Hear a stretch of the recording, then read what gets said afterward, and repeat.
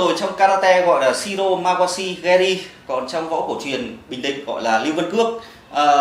Tuy rằng kỹ thuật thì chưa được hoàn hảo cho lắm, đá như thì cứ coi là như đi. Thế nhưng mà kết quả thì các anh chị và các bạn cũng thấy rồi đấy. Theo tôi thì một cú đá trúng đích bao giờ cũng quan trọng hơn so với một cú đá đẹp mắt. Thế nhưng mà video này thì là tôi không định nói về võ thuật, mà tôi chỉ muốn giới thiệu đến các anh chị và các bạn những chiếc bật lửa hết sức đặc biệt. Đây là một chiếc bật lửa trong số đó.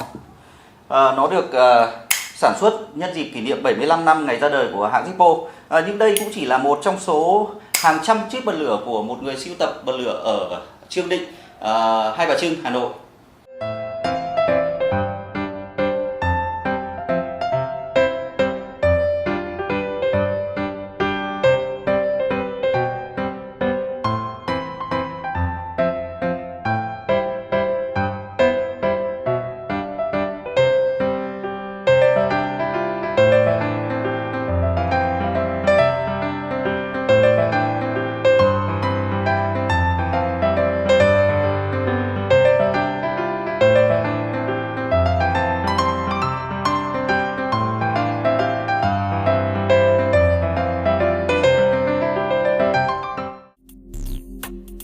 Tất nhiên, trong một bộ sưu tập bao giờ cũng có những chiếc đặc biệt và quý giá hơn những chiếc khác. Thường những cái chữ xéo như này này là mới đắt này, là mới lông cổ, là những năm 60 mấy ấy. Đâu? Đâu này? Chữ Zippo nó viết chéo chéo. Mà không đánh dấu La Mã ấy. Thì nó là đời năm 60 mấy nó cổ. Là đắt. Là khoảng bao nhiêu? Hiếm. Là hiếm. Hiếm thì hay cùng với đắt mà. Thì nó khoảng vài triệu. Nhưng cái đáy nồi này đắt hơn. Nó có đáy lồi với cả đáy lõm. Đáy nó lồi ra như này. Một cái đáy lồi đáy vuông lõm. Đáy lồi là sẽ đắt hơn đáy lõm. Cùng là chữ chéo nhưng mà đáy lồi sẽ đắt hơn đáy lõm. Những chiếc bật lửa có giá trị hàng triệu đồng không phải là những chiếc quý giá nhất đối với người sưu tập này, vì trong bộ sưu tập còn có cả những chiếc vô giá.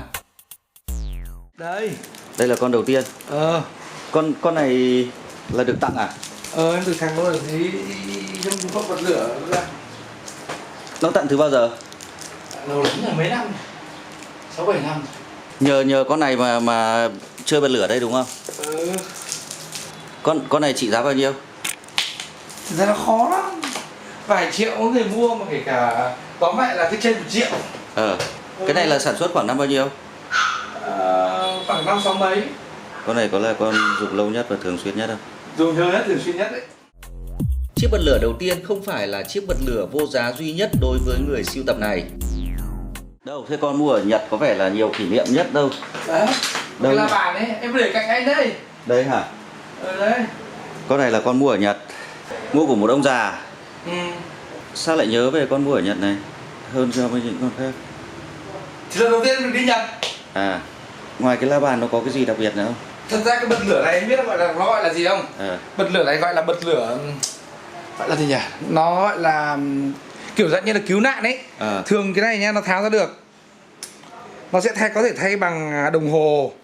Có cả đồng hồ lắp vào đây, anh sẽ search thì thấy. Hoặc là một cái con dao gắn vào đây. Xong nó sẽ đậy lại như này. Dù đi rừng đi giết thì rút ra, một là gắn la bàn để xem. Thế cái này hai là có đồng hồ. Cái này là dành cho bọn thám hiểm. Đúng rồi đấy. Đây là bản limited này. Anh thấy chữ limited edition đây không?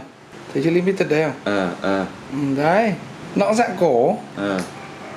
Con này lúc mua là bao nhiêu? Em mua rẻ lắm. Em mua ở bên Nhật có cái ông đấy, ông chuyên bán đồ cũ ấy. Ông bán tính ra tiền Việt khoảng 700.000. Thế là giá trị nó cũng không lớn. Nhưng mà bây giờ nó khoảng vài triệu. Tức là bây giờ nếu bán ở Việt Nam thì vài triệu. Ngoài những chiếc bật lửa có trị giá cao và những chiếc bật lửa vô giá, còn có cả những chiếc bật lửa đặc biệt. Còn đây là cái bản này hay này. Cái bản này thật ra thì nó đời mới nhưng nó là tăng của Việt Nam rồi, thi đấu giải đấy. Xe tăng Việt Nam năm 2019 ấy. Thi đấu giải đấy. Mà bản này là bản xịn của nó, dành cho cái giải tăng thi đấu với Nga. Tưởng cái này là Mỹ sản xuất, sao lại liên quan đến tăng Việt Nam? Khổ. Nghĩa là nó có một cái sự kiện gì đấy thì hãng Zippo sẽ sản xuất. Thế em hỏi anh, ví dụ nhá, đây nhá. Tức là bọn nó sản xuất nó cũng chạy theo trend. Đúng rồi, chạy theo trend. Ví dụ nhá, đây là cái thang ô này chẳng hạn, hình này anh nhìn cho anh không biết. Đúng không? Bản giới hạn 1843 chiếc đúng không?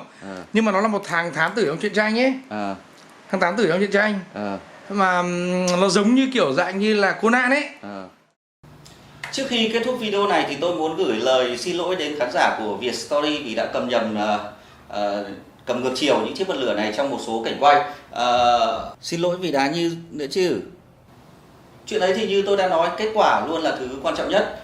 Bây giờ thì tôi sẽ đóng nắp chiếc bật lửa này lại để kết thúc video. Tất nhiên là có nhiều cách đóng nắp chiếc bật lửa này, thế nhưng mà tôi vẫn muốn đóng nắp nó bằng một cú Shiro Magoshi Geri trong karate hay là một cú Lưu Văn Cước trong võ cổ truyền Bình Định. Xin chào và hẹn gặp lại.